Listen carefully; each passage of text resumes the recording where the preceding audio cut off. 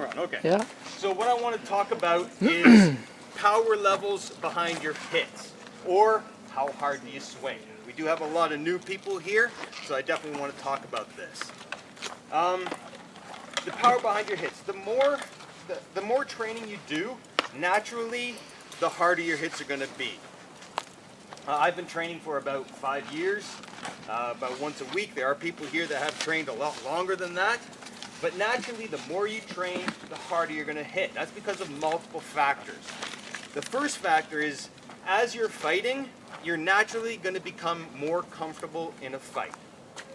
For example, a person who's first fighting, their adrenaline level is going to be up, and their field of vision is going to be low. Their adrenaline is going to be up, their heart's going to be pumping, and versus a person who's been fighting for a long time, they're going to be more controlled. Their field of vision will be much wider, and that's when the game becomes more of a chess game, where you can block a little bit more, you can see. But that is naturally, you're going to become a little bit more comfortable, and your shots are going to be a little bit more accurate, and you'll see more of what you're going to do. Also, more training is going to give you a lot more muscle mass. You're going to get stronger. Your muscles are going to get faster. You're going to get muscle memory. Your body will eventually know how to hit and how to do your shots. Next is going to be technique. As you train, better technique will become better power. Usually, if you do a good shot, the power is you're going to use your whole body to do the shot. And when you use your whole body to do the shot, you're going to get more power. But it's going to be controlled power. All right, so let me give you a little demo here. So this is going to be controlled power. First of all, I want you to have a look at John. I have been fighting John for 5 years. I am very comfortable with fighting John. I do it all the time. No, you're I not. know his fighting level. But that's going to make me a little bit more, okay, I'm comfortable now. My adrenaline level's low. My heart rate, yeah, probably went up a little bit. But it's not bad. Now, versus if I get a brand new player and I put him in front of John, they're probably going to crap their pants a little bit. But their adrenaline level is now up. They're ready to go. They're scared. They're going over there. But that's what power level is. So when I fight John, I'm going to be more controlled. I'm going to be watching his shots. I'm going to be moving around. But my shots are going to be controlled power. So this is kind of the power level I'm talking about. I'm going to wait for a good shot. It's just going to go on your shield.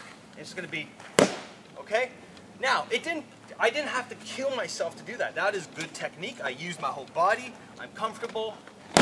Okay, and that's a good, hard shot. Now, a brand new player who takes a shot like that in the head is going to be, holy crap, that's a hard shot, because it was. But it was controlled. I knew what I was doing. It was an accurate shot, and it was a good shot. All right? But when a new player gets that, they don't have the training behind it.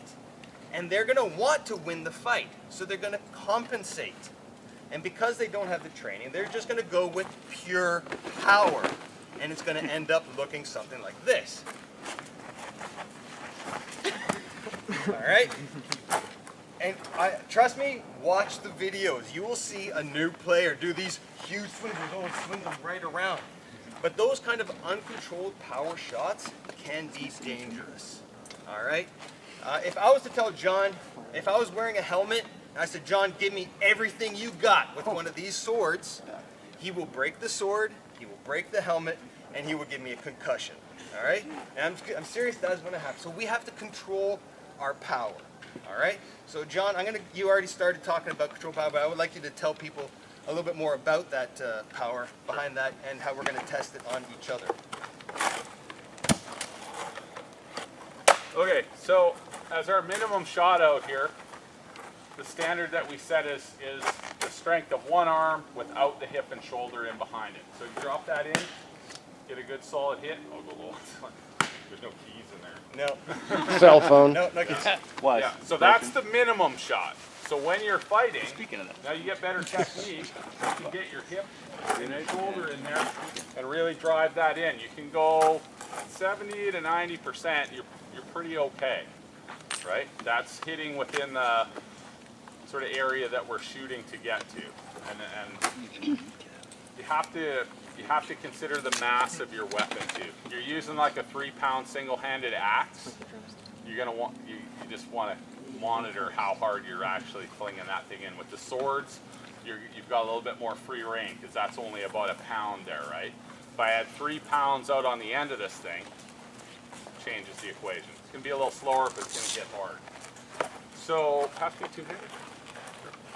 So you're working with that sort of 70 to 90% of what your single-handed weapon can do as the minimum strike that you want to accept.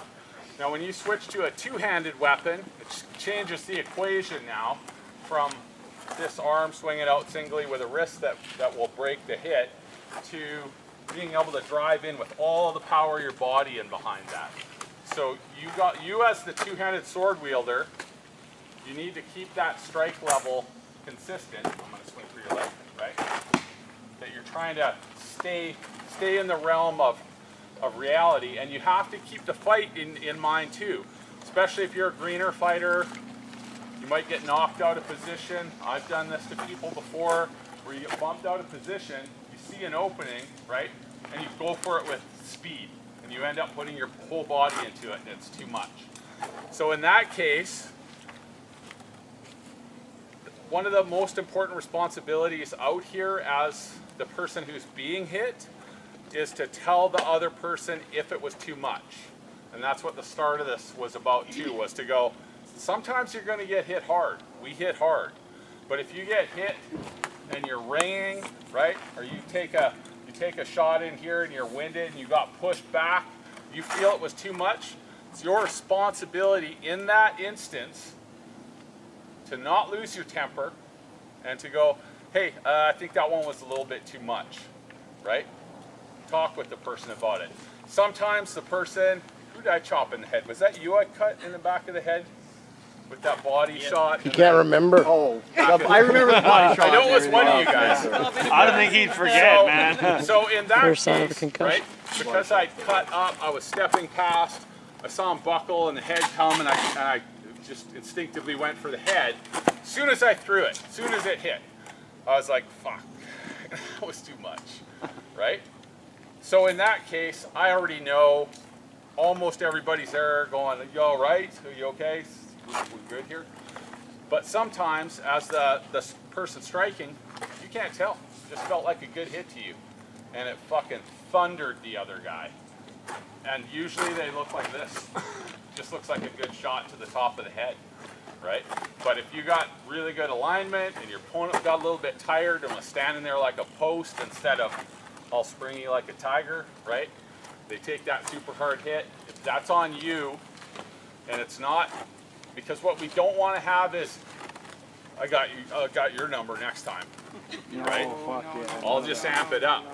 We want to put a cap on that, and part of that cap is the responsibility for each person out here to go, that was too much. I don't want to be the complainer, but I think that was too much in that instance. And almost always, actually without exception, the other person will be like, oh, okay, which was it? Was it this one? Was it where? How'd it happen? So they can learn, right?